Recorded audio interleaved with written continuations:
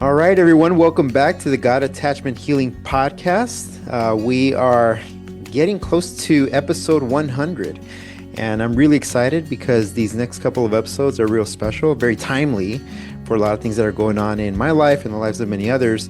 But today I want to welcome Dr. Woodbridge. She is going to introduce herself in a little bit, but we're going to be talking about grief today. And as you guys know, if you've been following the podcast, we talk about many issues that deal with how Christians can cope with pain, can work through struggles, and ultimately connect with God and connect with each other. So I'm excited about today's episode, and I'm looking forward to you guys hearing your questions or anything about it. But yeah, Dr. Woodbridge, would you do us the honor of just kind of introducing yourself, sharing your background and experience, and anything that adds to this topic? Wow. Okay, well, I experienced loss early in my marriage with my husband, and that was through pregnancy loss.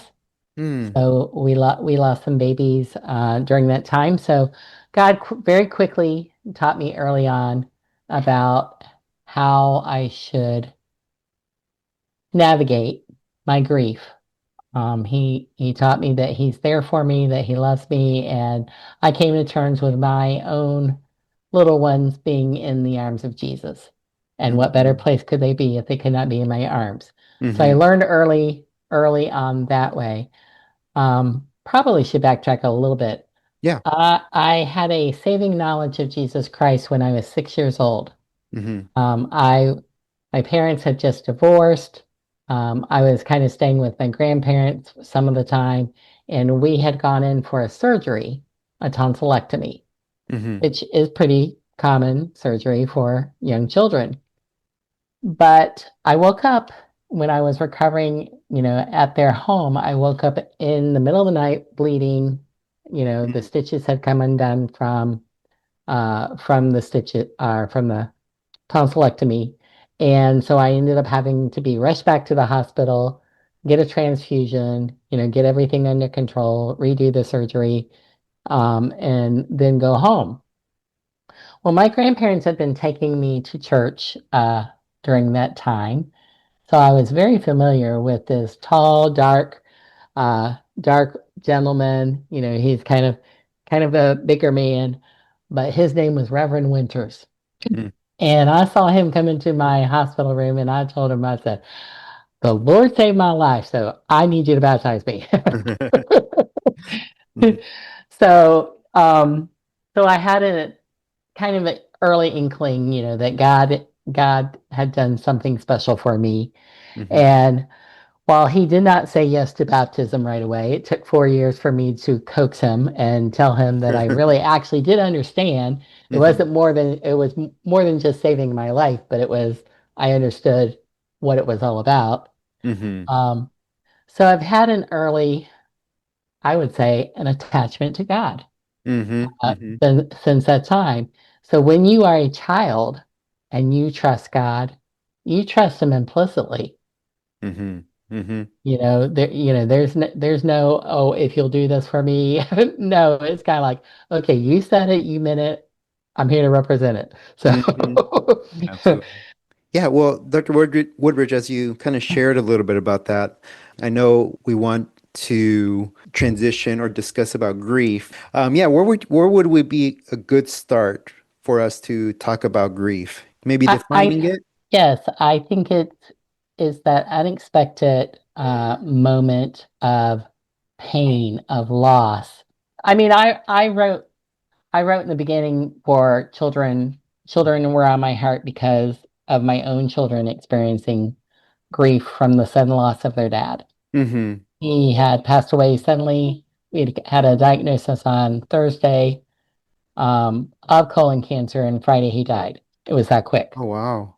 So it was very sudden. So the book I wrote was about the sudden loss um, of a dad.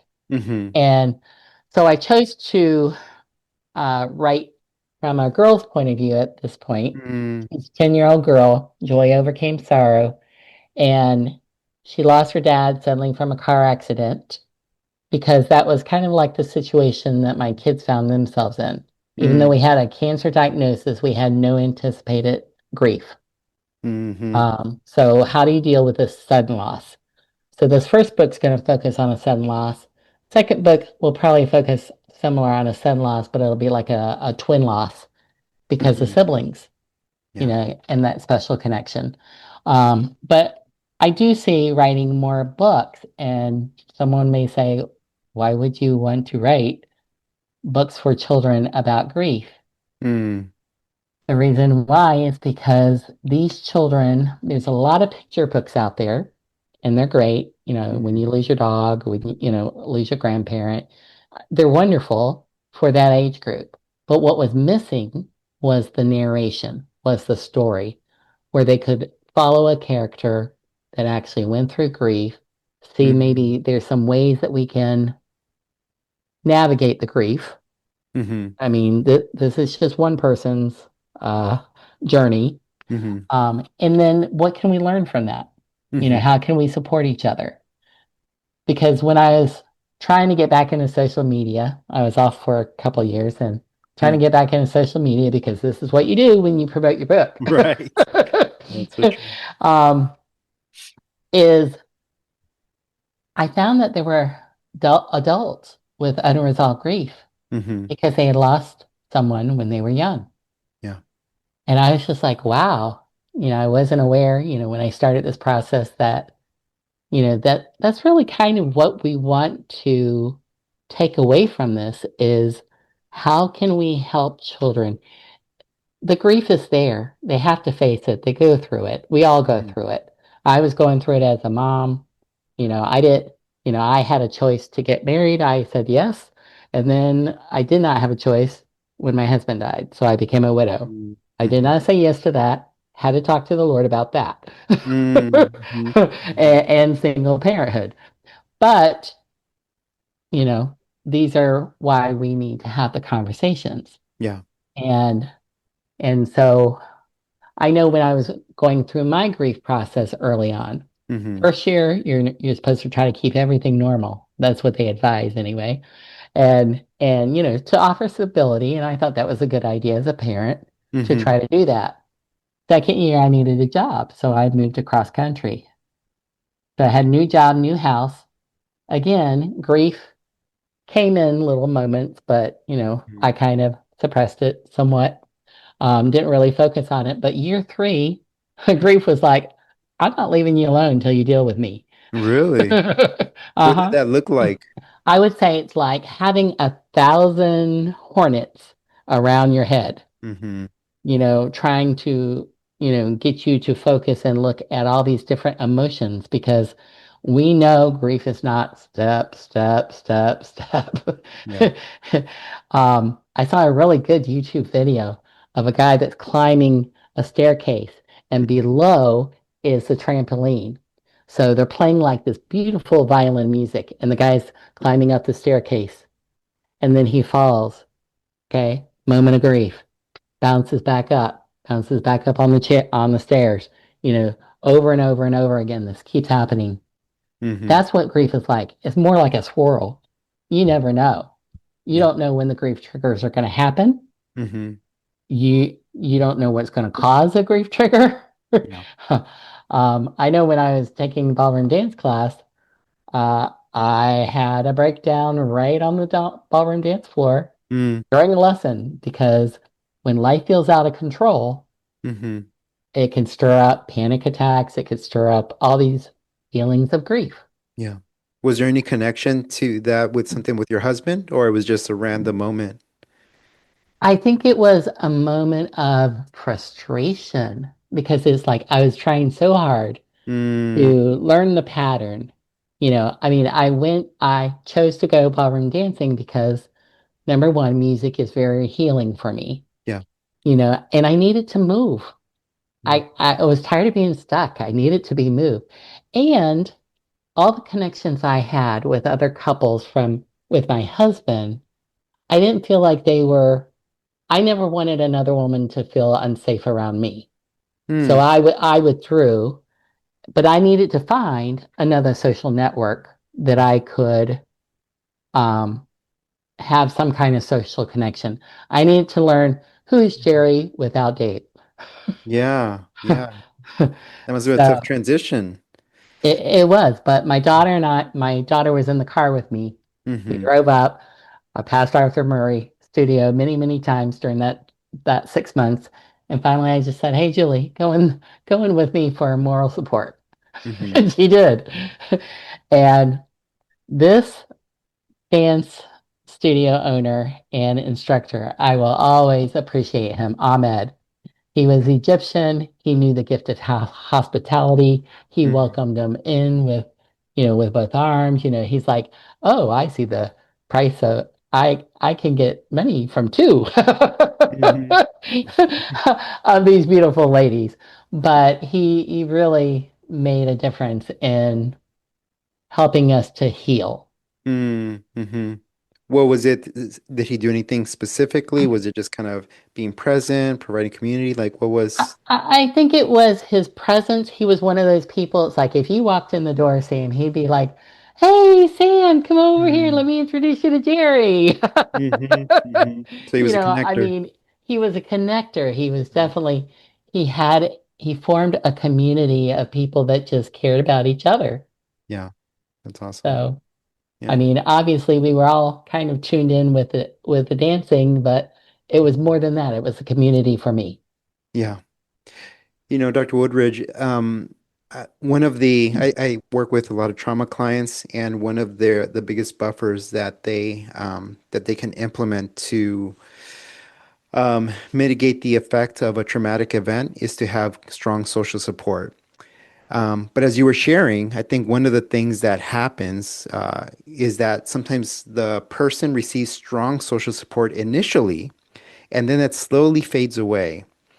And for whatever reason, it'd be that everyone starts getting busy, or we realize it's just a moment in time, or, people just move on with their lives. But the person who's experiencing the grief continues to wrestle with that, and I imagine the picture that you painted of, you said, when I lost my husband, I didn't sign up for that. So I had to have a conversation with him about that, with God about that. Right. Tell me about that. What was that like? Because I mean, it's not a one-time conversation, you know? No, no, it's not. It revolved around my identity.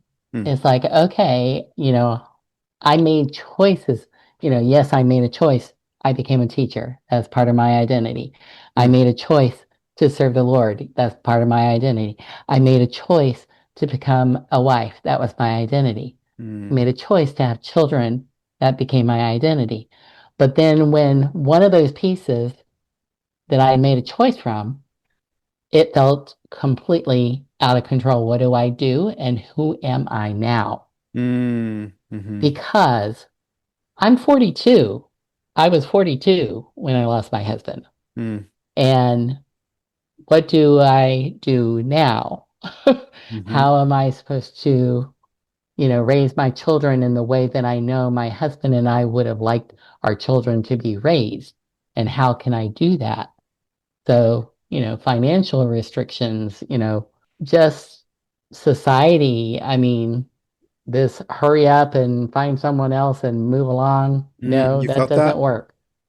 Well, I felt there was pressure because Yeah. everybody looks at you like, "Oh, you're young, you can still." I'm like, Mm, not really, because mhm, I'm invested, yeah. with my family. So it was definitely an identity thing. So I wrote a chapter in my first book, this little widow's devotional book that I Mm, created called Trading My Sorrows for the Joy of the Lord. I love And that. I wrote a chapter called Mrs. Who, Mm, because who am I? Who am I in your eyes, Lord? mm, And when you start studying scripture, and I think we as a Christian community and community in general need to study a little bit more, mhm, it says that God will protect and provide and keep the widow's boundaries intact. mm. So woe to those who mess with us. Mhm, Because when they're not messing with us, they're messing with him. mm, mhm, um, but having that understanding of, oh, okay. made me feel less alone. Mm-hmm. Like, I had God on my side. He saw me as, someone precious, that he was going to provide and protect as well as my children. Mm-hmm. And and then I could have confidence, to continue to do what he had called me to do. Yeah. Were there times where you were angry at God? And Oh, sure. He okay. can he can handle it. Yeah. What were those conversations like? I think, it's funny because in Christian communities, I often think that, especially when we're sharing with others, like, it's so hard. I went through this and, but I trusted the Lord. But we almost hide the difficult conversations that we have with the Lord where, Lord, why did you do this to me? I've been faithful. I've been doing this. I've been doing that. I thought I was going in the right direction. And then why did you allow this to happen? Typical conversations. Was that pretty familiar? Pretty familiar. Yeah. And the fact is I knew without a shadow of a doubt Mm. that the Lord had provided my husband for me. Mm. Knew without a shadow of a doubt. Um, I'm trying to remember why I knew that, but I did. Mm. I knew even before we started going out that Really? that I was going to marry him. Yeah, I told my mom on the airplane as we Mhm. were flying up to New Hampshire. That's where she was still living at the time. And I said, I know who I'm going to marry. I just knew. Were you guys friends beforehand, or you just knew him from around, or? We were friends. Mhm. I had graduated from college, Eastern Nazarene College, and gone to get my first job in a Christian school Mm-hmm. and met him in the singles group there at our church. Mm. That was part of that Christian school. And it was interesting because God gave me who I needed Mm. because there had been a lot of other childhood trauma in my life, and David was that person Mm. that could help heal me, Yeah. that could help support me and believe in me, and yep. So before he passed away, we went on a trip, Mm-hmm. and the trip was for me to go present my dissertation results at a Mm. conference. Mm-hmm. So he had supported me the whole time while I'm going through the process, when I'd gone through the master's, when I'd gone through, changing different jobs with teaching, all Mm. of this. And he sat in it was a round table presentation, Mm-hmm. and he just kind of sat back and watched. And then he came to me and goes, that's the first time I actually understood what you were doing. Mm. And I was just like, that was such a gift Mm-hmm. that God had provided, that he got to see what he helped to support. Yeah. Yeah. No, it's really great. I love that. I'm thinking about that conversation of anger towards the Lord. Um, One of the concepts in attachment is this idea of rupture and repair. Those moments like that where something's taken or when we feel like God's being unjust, there's this rupture between our relationship with God. It's like, Lord, I'm Sure. not liking you right now. I'm not liking this. But what creates a safety or secure attachment to God is the repair piece. How do we repair this? So, what was that repair process looking like for you? How did God repair um, your trust in Him, or just, yeah, what was the repair process like for you?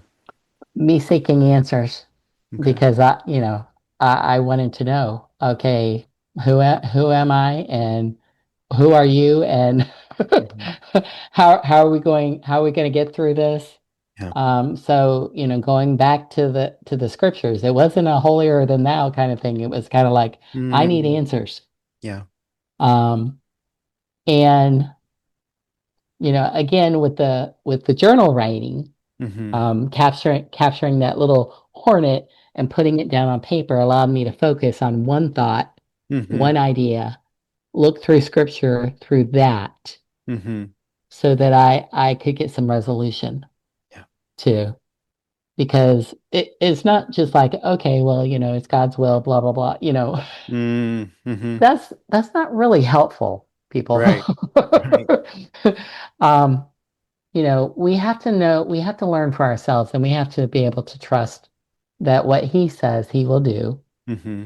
And so when I had all those scriptures kind of laid out and studied and, recorded in my journal or whatever, then I could start saying, okay, I can see how he's teaching me, how he's helping me, how he's still with me. And then I could get some resolution. Now, I was invited to go to a writer conference, kind of a last minute thing affiliated with my work. And um, I didn't know what I was going to do. I just went home, packed up because it was a last minute thing, grabbed my journals and went there. And Mm-hmm. that's when the Widow's Devotional came about. That's when that idea was promoted. But why I wrote Joy Overcame Sorrow was because I wanted to do a TEDx speech. Oh, really? I did. Did you apply? Did you submit everything? I applied. I had backstage passes. I went to a meeting with a group of business women, Wow. for the next day. And I Mm-hmm. told them what I wanted to talk about. And they're like, we don't really understand what you're going to do. Are you going to dance on stage? What? I'm Mm-hmm. like, I'm like, oh, I'm going to talk about how this helped me. Yeah. So they looked at me like I had three horns on my head. And so when you get nervous like that, you get put on the spot, you start elaborating, and I'm going, well, I'm a teacher, so I've taught, like I've had a fifth grader, boy that had lost his dad to cancer a few years prior to me having him in my class. Mm-hmm. So because I understood, Yeah. I had experienced the grieving process, I was more aware and more attuned to Mm-hmm. what he was going through. Yeah. So they looked at me and they said, "Oh, you should write a children's book." Mm. My first answer was response was not joy; it was annoyance.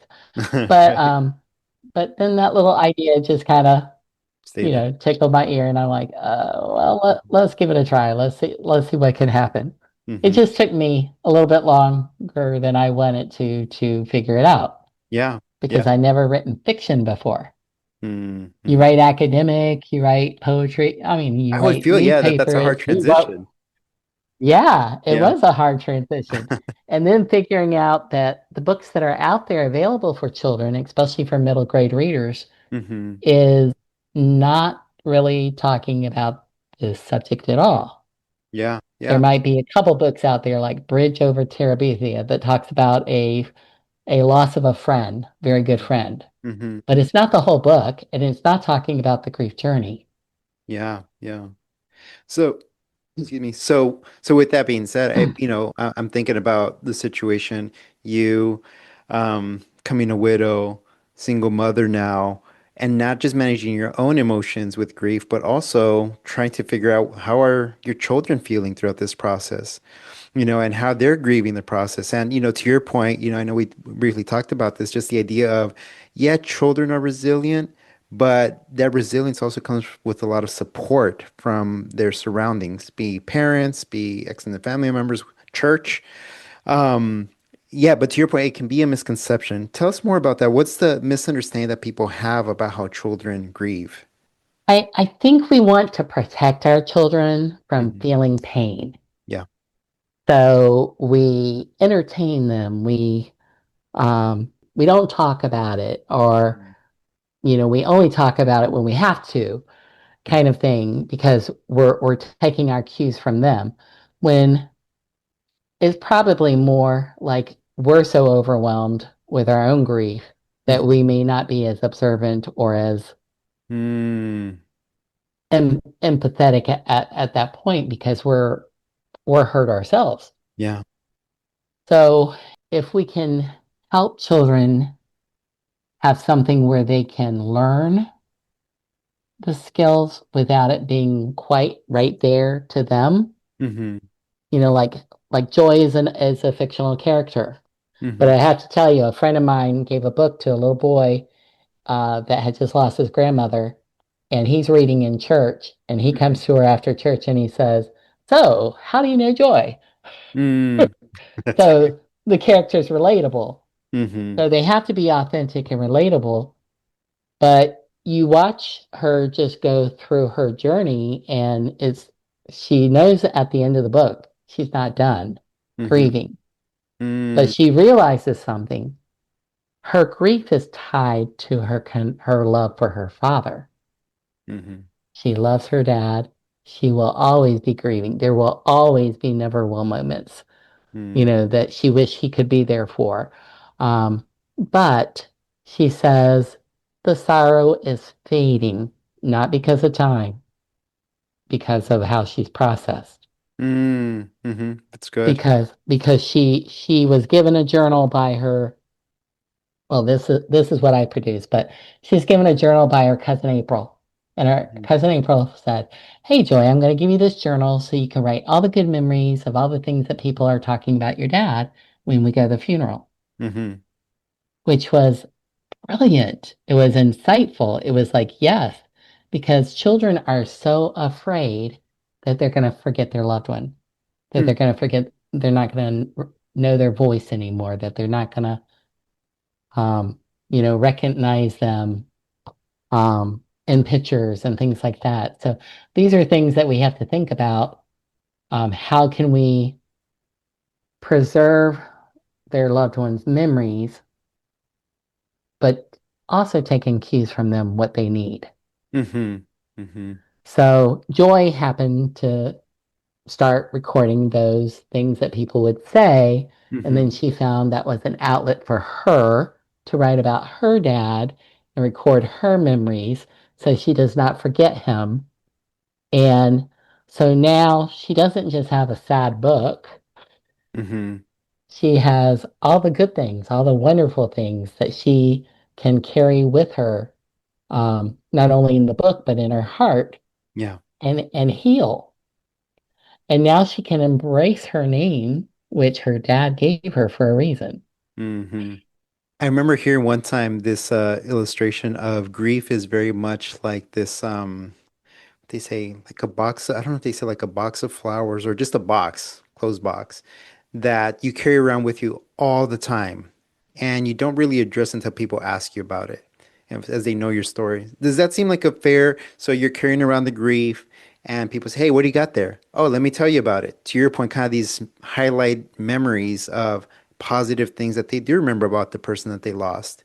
Would that be a fair way to express that, or how would you describe that?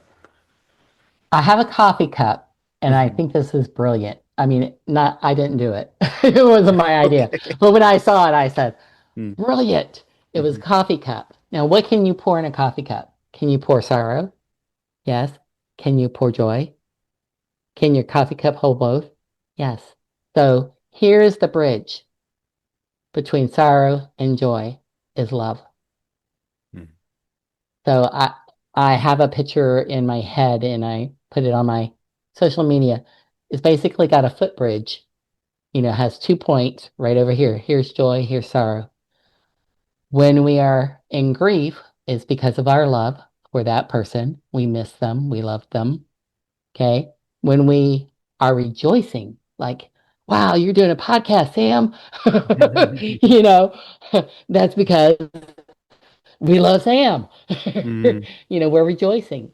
So we can have both, Hmm. in our hearts at the same time. Yeah. Hmm. And that connection is our love. Right, right. So it's not either or. Hmm. Was that a time thing to understand? Because I could almost imagine, at least, when I think about losses that I personally have experienced, there's these real deep moments of sorrow, right? Hmm. And if I'm there, then it's impossible for me to experience joy at the same time or experience happiness or contentment when I'm experiencing sorrow. But I think, to the point that you're making, like, I think with time we start to realize that I can try to access both of those at the same time when needed. Because I think the sorrow provides the memory of, man, that was a tough loss. And then there's the gratefulness is the other word I was looking for. And the gratefulness for, well, the time that we did have together, I appreciated that. And now I can appreciate that in other people that are around me. And that makes me grateful. But I still feel sad. Like, Sure. mhm. I mean, I don't think it's a trade-off. I don't think we have to give one up for the other. but can we hold both of them in our hearts? Yeah. Absolutely. Yeah. So I do think that sometimes we um, we miss the fact that a joke or a funny story Mm-hmm. really does help people who've lost loved ones. Hmm. I mean, we all think we have to be all stoic and It's true. all respectful or whatever, but the people who really knew your loved one are going to have Mm-hmm. those stories, and Mm-hmm. those are their memories. Yeah. And so it's part of that sharing your heart with another person in the community. Mm-hmm. So I do believe that we're very good at sympathy. Hmm. We're not really great about empathy. Yeah. So I tell it in the book, the story of Bella, the best friend of Mm-hmm. Joy, who just wants things to go back to normal. I know you lost your dad. I'm sorry, but I just want to be able to ride bikes with you and go to the Mm-hmm. butterfly garden and do all these other things, with you. I miss you. That's basically what she's trying to get across to Joy, but Joy keeps pushing her away Mm-hmm. Mm-hmm. because part of that is envy and part of that is Joy. I mean, Bella still has a dad. Mm-hmm. Yeah. So, but Joy's very wise mom says, Bella, let's talk. I know what you want to do. I know you want your friend back. I understand. But right now, Joy needs just somebody to sit with her, listen to her, do nothing with her, just be with her, Yeah. Yeah. just be present. Mm-hmm. And so that's another lesson that I really hope children can learn Yeah. is that they don't have to fix it. Mm-hmm. Can we fix it? Can we fix our children's grief? Mm-hmm. All we can do There for is them. is listen and be available and be present and Mm-hmm. and try to support. Yeah. Yeah. Uh, when it's interesting because I think when most people's attempts at being empathetic is saying the right thing. And I think the point that we're making here is no, sometimes there are no words to say. It's just be there. Just be there. Yeah. And they feel that presence more than words that may not make sense at the time or that aren't helpful, really. Presence is very powerful. Um, Oh. you know, when you mentioned earlier that we don't often allow kids to grieve. Um, and if they don't grieve, then they kind of carry that over into their young adulthood. So, for those who are listening, my audience is about 22 to 44, around there. So, young adults or even older adults that never really dealt with their grief. What are some ways, I guess, in which grief manifests itself in, young adults, just adults in general? What does it look Uh, like? well, it's definitely going to affect their identity, and we know, especially as teens or young adults, when it does affect your identity, it can also put you in the category of risky behavior. Mm-hmm. So, um, so I'm going to use an example. My son was 12. He's having panic attacks. I didn't know it. Hmm. And in his mind, he thought he was going to die just like his dad, suddenly. Mm-hmm.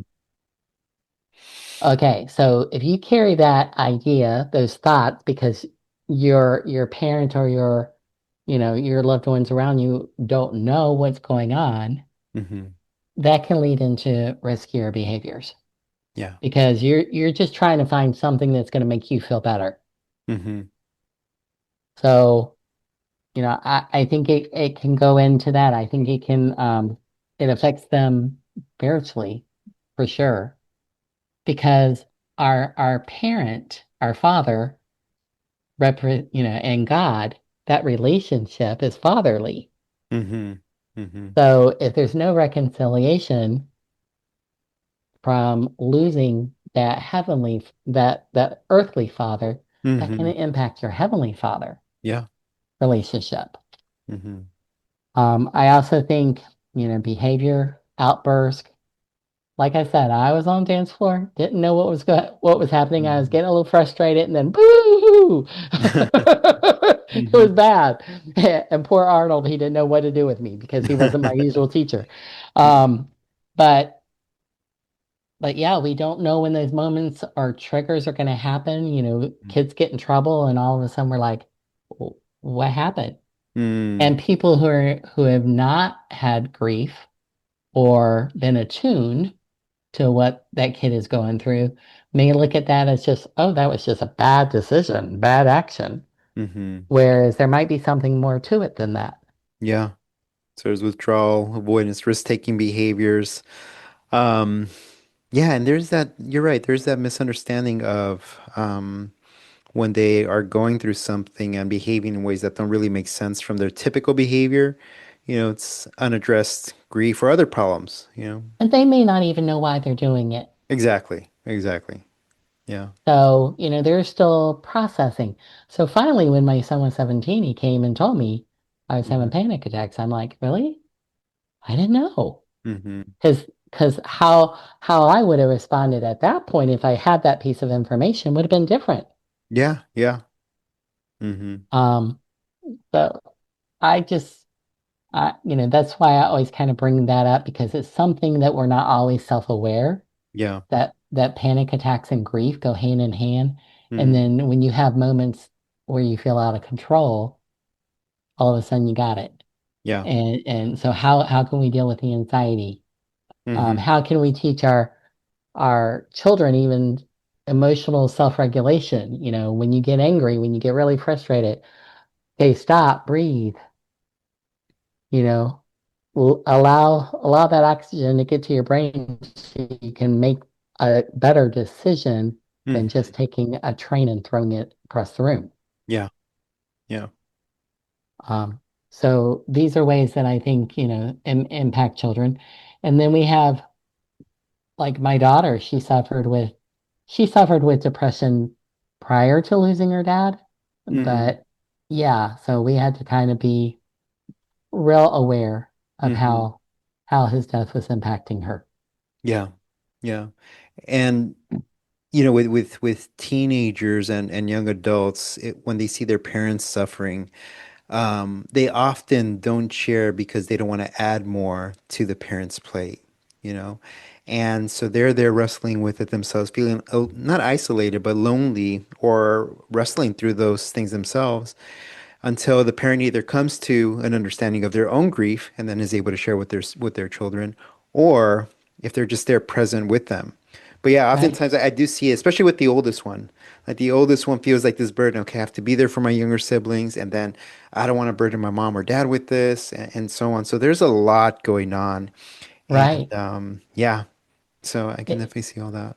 it is definitely more complex, but it's a universal experience. Yeah, yeah. So, okay, so how did me losing babies, Hmm. that promise of, having another son or daughter, Mm, um, set me up for maybe the next loss? Well, because I came to terms with it and because my relationship still was solid with the Lord and with my family, I had that support yeah. that helped. I mean, I still had a different experience to go through, still had to deal with all the grief, but at least I had some background to understand what I was feeling and what I was going through. Hmm. With children and teenagers that have never had that exposure, they don't. Yeah, So um, we have to be their voice. yeah. We have to share these stories and, have these discussions. Yeah, I agree. I agree. As believers, our experience of grief is similar to anyone's, but it's how we respond that may be different to how others may respond. Some maybe non-believers and maybe even some believers do this as well, but mostly with non-believers where they turn to either vices or other addictions or things like that. But for us as believers, what role does faith play in processing loss and rediscovering joy, which are two very hard things to, put together in the same sentence, right? Loss and joy. But yeah, can you share with us a little bit about what that was like to be comforted by God's word? Yeah, I mean, we've got Psalm 34:18, which says, "The Lord is close to the brokenhearted Hmm. and saves those who are crushed in spirit." That Hmm. tells me He's got a special place in His heart for me, Hmm. because brokenhearted. Hmm. Okay, so He's not overlooking me. He's not telling me, "Okay, get in line, move on." Hmm. He's saying, "I'm here to minister to you." He Hmm. also says, "Do not fear, for I am with you. Do not be dismayed, for I am your God. I will strengthen you and help you. I will uphold you with my righteous right hand." Hmm. Isaiah 41:10. May the God of hope fill you with all joy and peace as you trust in him. Okay, there's no other where to get hope Hmm. Hmm. than from him Hmm. when you are experiencing such devastating loss. There just isn't. Yeah. I mean, you can try a lot of things, but all you're doing is you're just kind of spinning your wheels till you finally wear yourself out long enough to listen to God and say, "Okay, I got Hmm. it."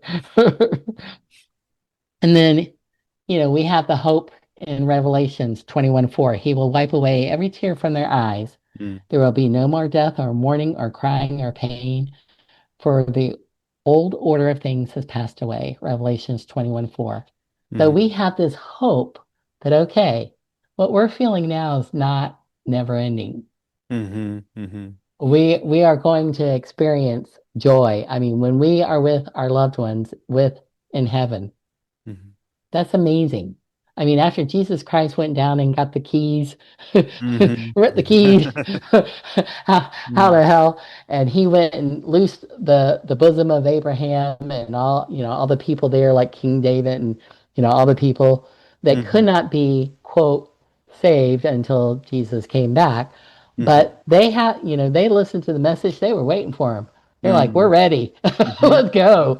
That's But right. same thing. I had a friend, early on when I lost those babies, and I was feeling kind of sad, so I was talking to her, and she's like, "You lucky duck." And I went, "What?" Hmm. She goes, "You have four heavenly deposits in heaven already. Hmm. To your name, they're waiting for you." And Hmm. I'm like, I never thought of it that way. Hmm. But isn't that what we believe? Yeah. I love uh I love how you mentioned how your test becomes your testimony to share with others and in one of your responses. And this is actually one of my favorite passages as well. You listed 2 Corinthians 1, 3 to 5, that praise be to the God and Father of our Lord Jesus Christ, the Father of compassion, the God of all comfort, who comforts us in all our troubles, so that we can comfort those in any trouble with the comfort we ourselves receive from God. This is actually one of the verses that led me to pursue counseling. The pain that was experienced and understanding that and trying to be there for other people. I think God used this verse to speak to me regarding that. And it sounds like it's the same here for you as well. And I It, appreciate that. it it's part of the healing process, I think, Yeah. To be able to because minister to others. to be able to minister to others, Yeah. because it's like saying, take this pain, God, you're a redemptive God. You can redeem this pain Mm. and make it work and benefit and help others. That's our, that's his plan. Mm. That's, that's, I mean, if we have no other understanding other than pain, usually there is a purpose somewhere. Yeah. But if we give it to him, he can redeem it and he can use it to help others. Hmm. That's what it's all about. Yeah. I agree. I agree. Whew. Dr. Woodbridge, this has been a great conversation. It kind of leaves us here at the end of someone listening, someone is experiencing some sort of pain, some sort of loss, is grieving something, someone right now. What would you share with them as a piece of advice, some steps to take as they're currently grieving a loss? First of all, I want to acknowledge your pain because Mm. it is real. And your pain comes from the deep love that you had for this person. Mm. And there is no replacement for this person. Um, and there is no easy exit off of the grief process. you will have to go through this process. How you make meaning out of the process is really up to you. Mm, that's good. But I would encourage you, seek the Father's heart. Ask him the questions. Tell him, I am angry. Mm, I need, I don't want to be angry with you, Lord, but right now I'm angry because nothing makes sense. mm, So please renew my mind, renew my heart, help me get to a place of healing so that maybe they're a parent, then they can be more available to help their children. Or maybe they're a mm, friend and somebody's going through cancer mhm, so that they can use their pain and know that they can heal from it. You got to heal before you reveal. mm, And once, once you have an understanding of that, you can be such a better human being or person mhm, in life because you have a better understanding what joy is all about. mhm. I don't think you really truly understand joy without knowing sorrow. Yeah, I agree. My favorite children's book is Hind's Feet on High Places by Hannah Cunard. And the Mm, great shepherd gives, much afraid, the main character, two companions, sorrow and suffering, mm, to help her get to the high places because she's crippled, she's got a crooked mouth, she needs help to mm, be able to go to the high places. And when she finally embraces the sorrow and the suffering, they get her to the high places, and then the Lord changes her name from much afraid to grace and glory. mm. Beautiful story. Get the children's version. Mhm. Speaks That's is very, very powerful. Yeah, yeah, that's awesome. Thank you, Dr. Woodbridge. I really appreciate your time and sharing your story and also giving some great insights here on grief. And I know it's going to be a blessing. I actually have a couple of people in mind who are going through right now a season of deep, deep, painful grief. And they listen to the podcast. So hopefully this is a blessing. But yeah, thank you for your time. Hope we can You're do this welcome. another time, sometime.